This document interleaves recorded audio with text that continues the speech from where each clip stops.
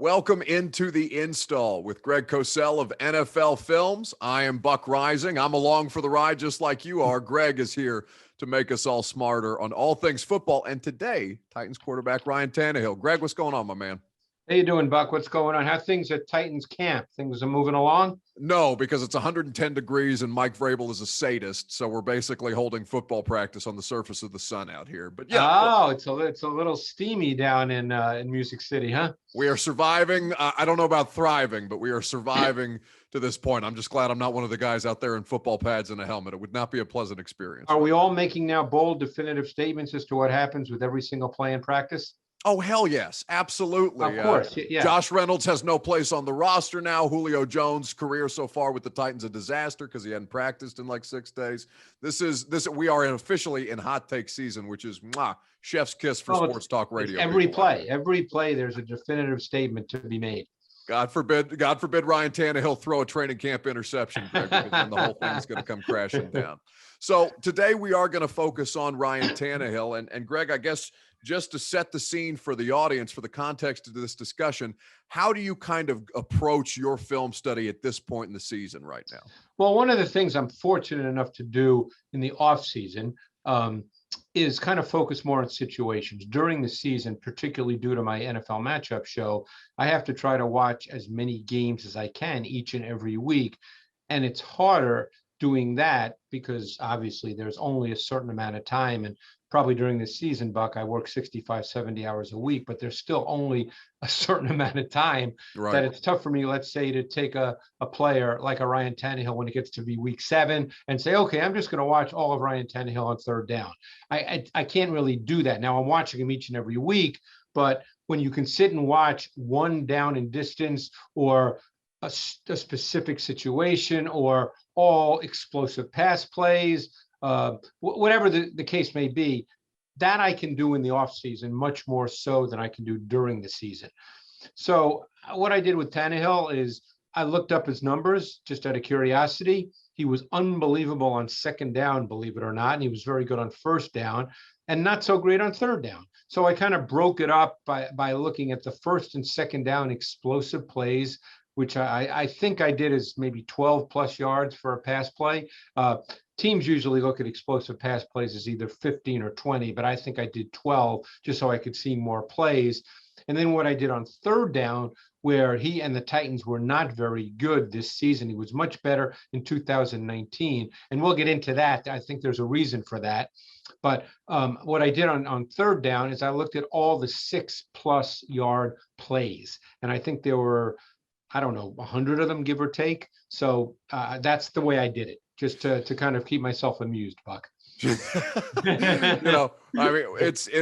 is though it's a fascinating study. Amusement, I don't know if I would describe that for everybody, Greg, but certainly a more focused way to go about the study of an individual player such as Ryan Tannehill or any of these guys who you go through your film study with.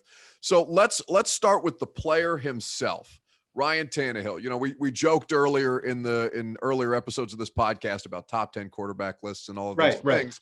But Ryan Tannehill, the anatomy of the player himself, how do you kind of evaluate his skill set on principle when you watch him outside of the context of the scheme? Or is that even possible outside of the context? Yeah, you can look at traits and attributes, but then obviously he's in a specific scheme. Right. He's a big kid, good size, as you know, you've been around him, throws the ball well, he's athletic. So he's got good traits. Don't forget he was a top 10 pick in a draft after playing quarterback for only 2 years in college, starting out as a wide receiver.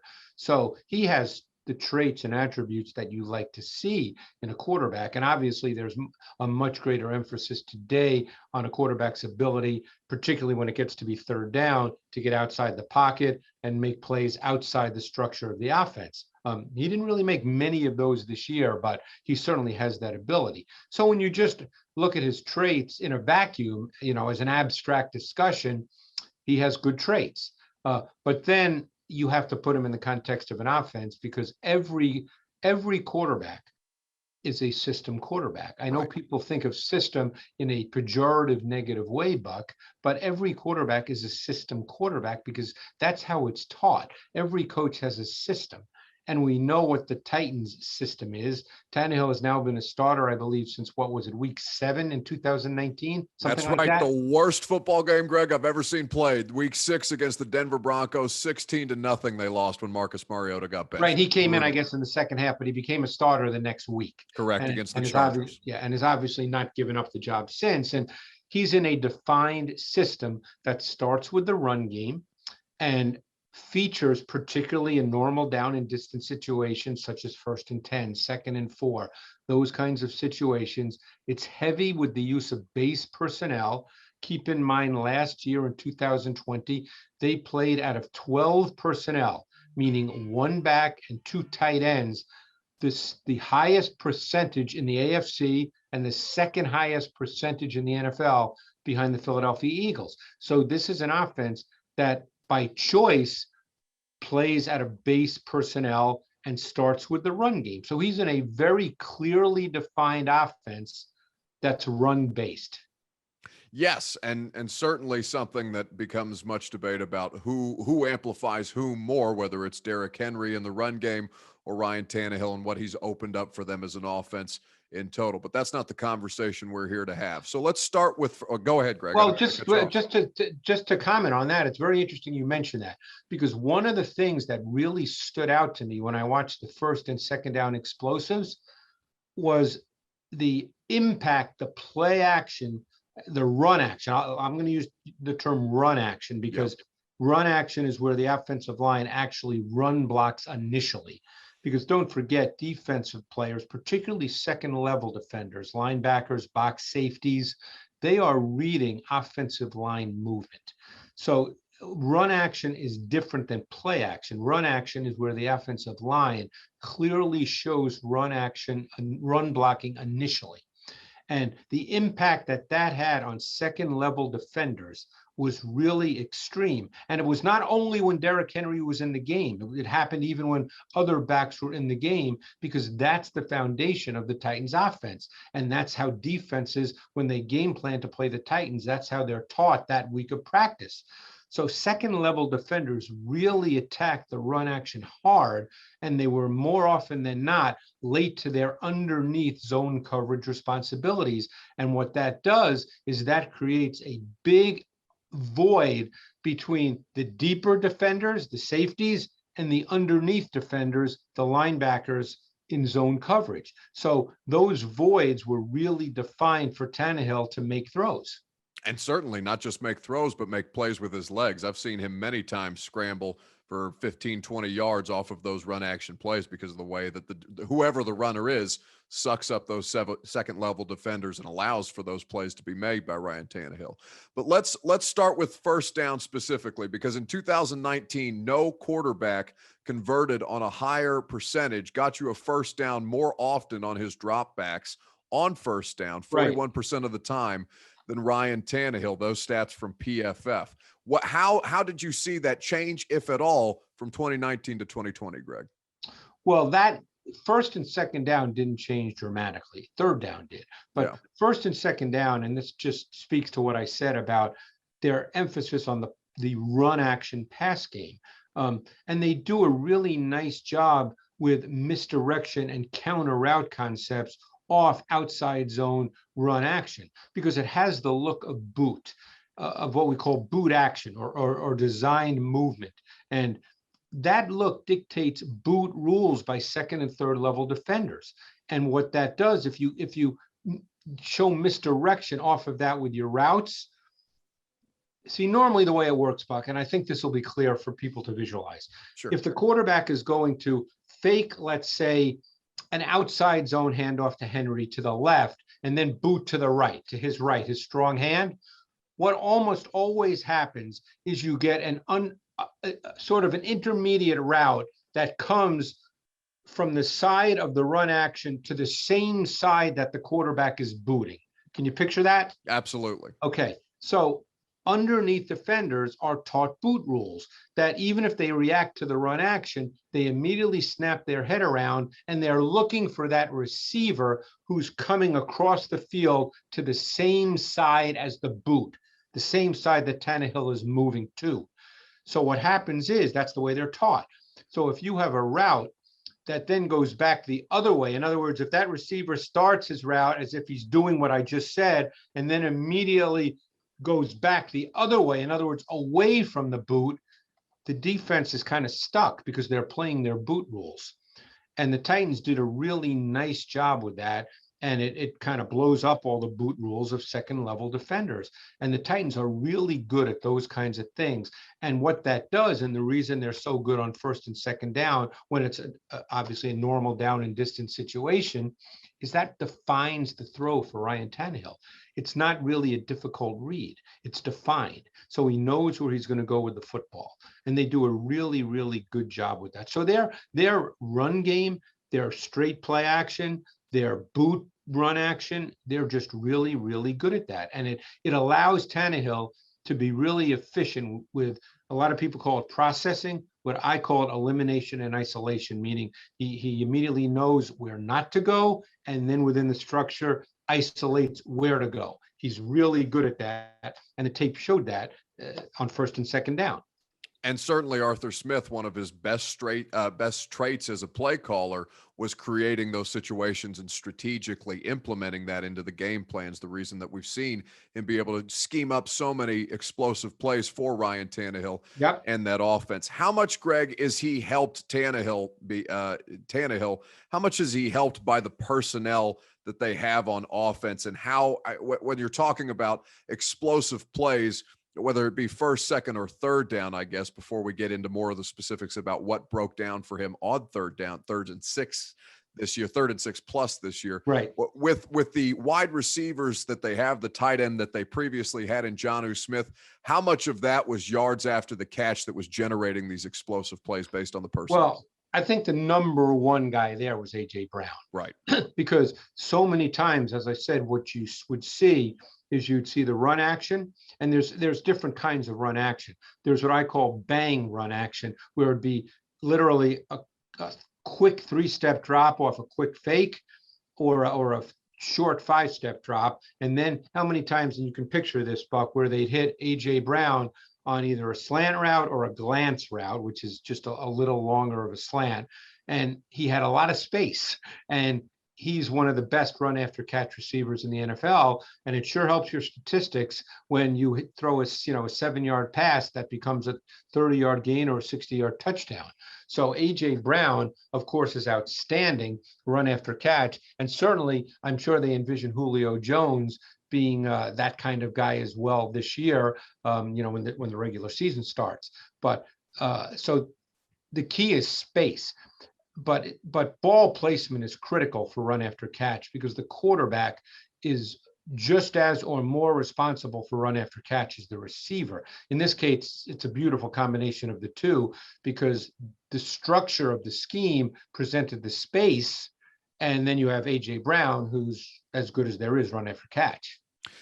It's why I really enjoy these conversations, because I think, Greg, when you see players like Ryan Tannehill discussed in a more general sense, right? When you turn on the talk shows in the morning and they're talking about the weekend of football, and something that was cited when Tannehill came from Miami to Tennessee, was this is not a quarterback who's necessarily been the most accurate deep passer, when in reality it ignores the fact that the schematics were changed for him coming from Miami and under several coaching staffs in Miami to Tennessee, that allowed him to be more accurate and work better within the system that he was placed. And that's always a debate, like I said, and this is true not just for Ryan Tannehill, it's true with a lot of quarterbacks.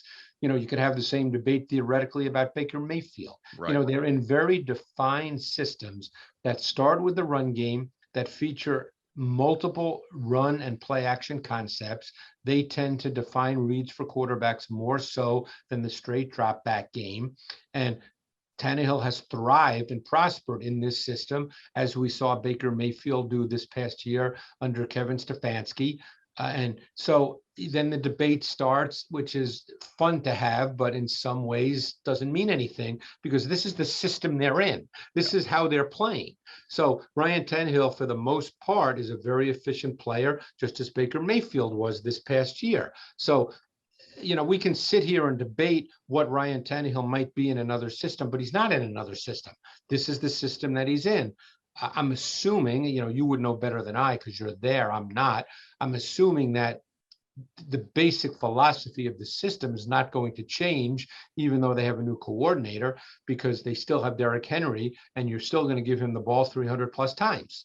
Yes, and that's what our observations so far have been through camp, because that's a question I get a lot. But the differences between Arthur Smith and Todd Downing, of course, that's impossible to discern legitimately right now during training camp. But you see almost all of the same principles being incorporated into what they're running. The only difference is play calling tendencies by Downing, the difference between him and Arthur, and the play calling language. In order to know that, you'd have to study that in such incredible detail, Buck, that, and I'm being honest, that even I, unless I was just going to, do a study of the Titans, that would take me 3 weeks to do, because you know how it's going to work. If all of a sudden the offense, for whatever reason, is not great, because they have a high standard here, they averaged over 30 points a game a year ago. Let's say through 3 weeks, they're only averaging 23 points a game, just as a discussion point. What fans are going to say is, oh, the play calling's bad. Well, no one would have any idea about that unless you did a full study. And, you know how that works. I mean, that's just the nature of the business. Greg, what you've just described is my 3-hour radio show every day, Monday through Friday. They're fun conversations to have, but ultimately they don't mean anything. You can't take out my entire economy that way, Greg. You can't do it to me. Right. I mean, we used to face that with Andy Reid in Philadelphia. Andy Reid, who's going to go in the Hall of Fame as a coach when all's said and done, won a lot of games in Philly, a lot of games. And but then the few he didn't win, everybody in the fan base here would say, well, he doesn't know how to make halftime adjustments. Right. Well, in all the games he won, nobody said he made a great halftime adjustment, because you only say it when it's a negative, and you don't know one way or the other anyway. Yeah, it's always the most basic way to do the analysis, and it's the most flawed way to do. Of course, it's meaningless. So what wasn't meaningless, though, is the dip in production that it seemed Tannehill had on 3rd and 6+, which is where your study ultimately took you. What I guess I don't know if you want to do it season to season, Greg, from 19 to 20, or just in the difference over the course of last season that you saw these numbers start. Well, I'll tell you what the way we'll do it is we'll look at 2020, because there's something that clearly showed up on tape. Yeah. And I think it's a function of Taylor Lawan getting hurt early in the season. Because keep one thing in mind, when it's 3rd down, you would really like to be in a situation, Buck, where you get all 5 eligible receivers into routes, because it's a numbers game. Yeah. Football is a numbers game in all areas. You want to get 5 into routes, because let's say a team chooses only to rush 4. That means there's 7 defenders in coverage. You want to get 5 into routes to maximize your ability to attack the coverage, especially we're talking zone. Man is obviously man, and guys have to somehow create some kind of separation, and the quarterback has to feel comfortable delivering the football.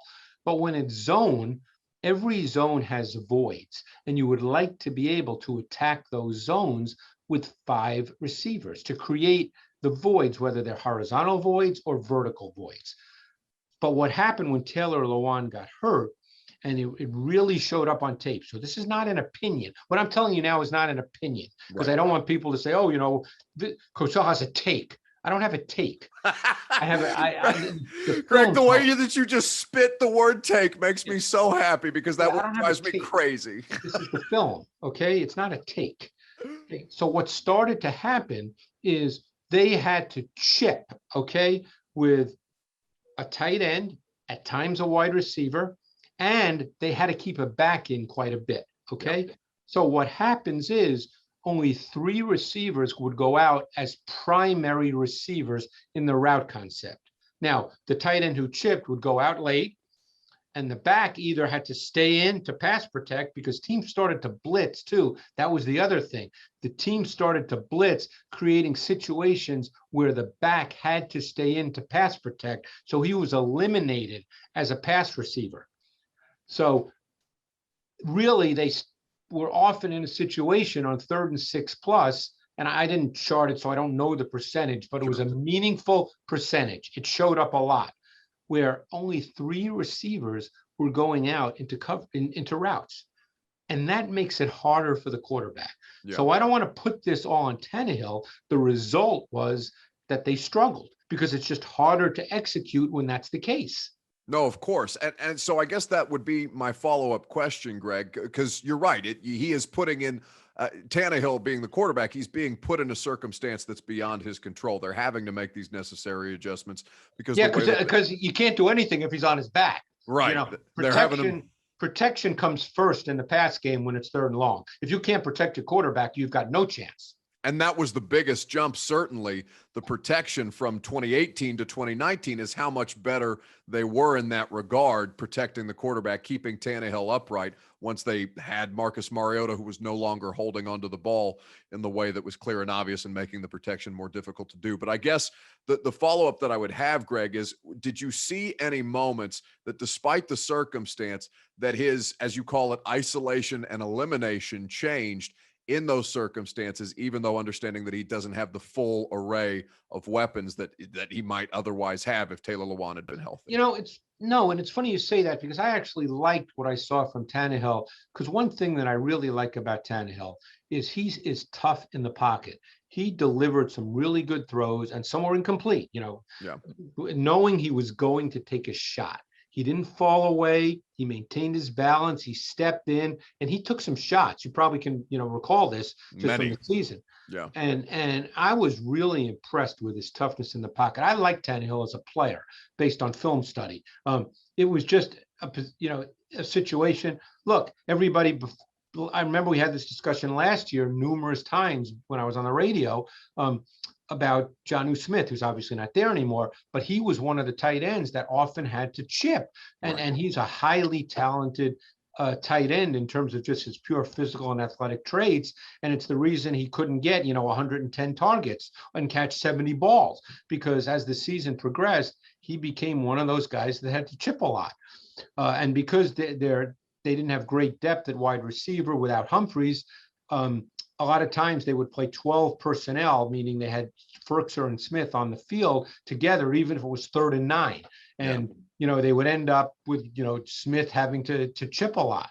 And, it limited what he could do from a route concept perspective. Yeah, and that because that became a criticism of Jonnu somehow. When it wasn't his fault. Weren't looking at the tape because he started out really, really well during that regular season. 8 touchdowns. He was leading the league as far as tight ends were concerned. And then obviously once the protection changed or the talent available to protect the quarterback changed, you saw them having to use him in different functions that ultimately affected his statistical production.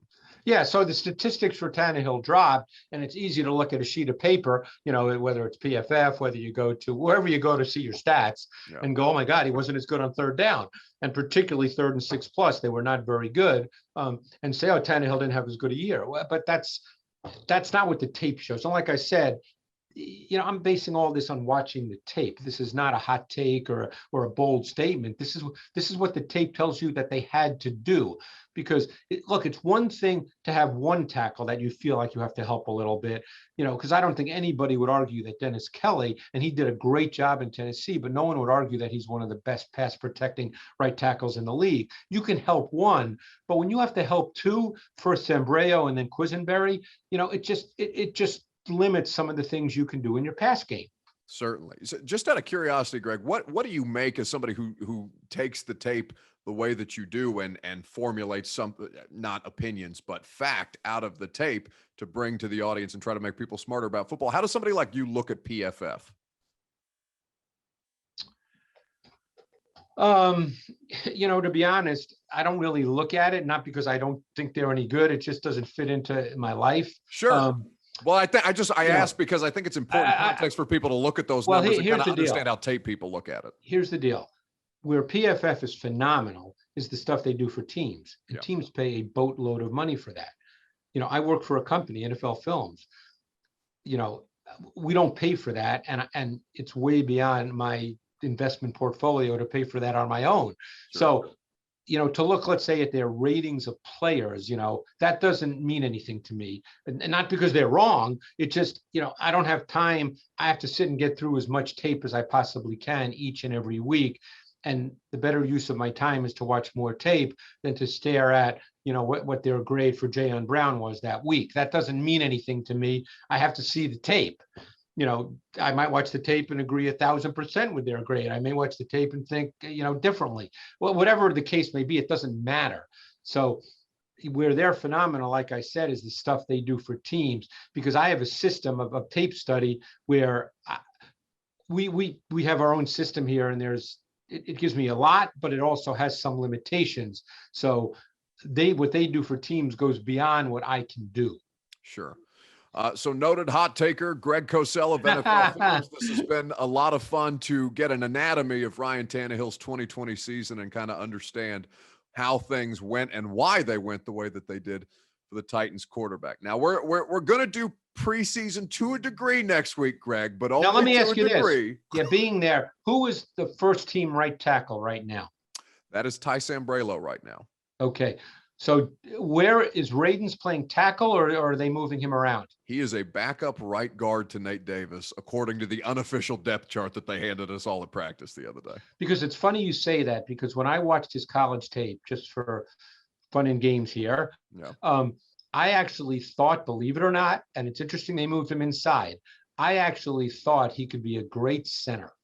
Now, I don't fancy myself by any means, Buck, as an offensive line guru, so take it for what it's worth. A lot smarter people than I'll have a much better point of view on it than but I kind of thought of Mitch Morse, who came out of Missouri as a 3-year starter at left tackle, went to the Chiefs. He's now with the Bills, but right away the Chiefs made him an offensive center, and that's the position he's played in the NFL, and he's a good one.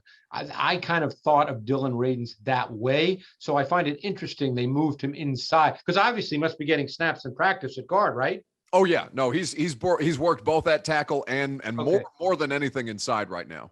So it's interesting. Again, doesn't make me right or wrong. We'll see how it all plays out.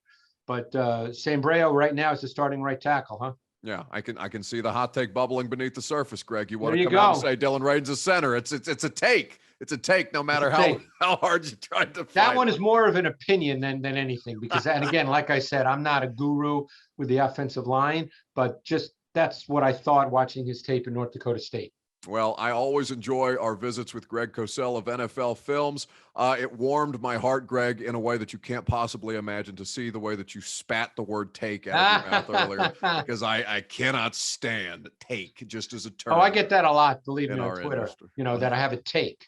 And, Listen, bless you for being willing to read your mentions, because I have a far smaller percentage of sewage in my mentions than I imagine you do. So the fact that you're in there, I can't even imagine what kind of stupidity comes your way. Oh, I've been called a lot of names. You can count on that. What we call, whether he wants to admit it or not, he is our guru around here. Greg, I look forward to catching up with you next week, and we will start to look at the NFL as a whole before we get to the Titans regular season and start to break down some real film. Thanks, Buck.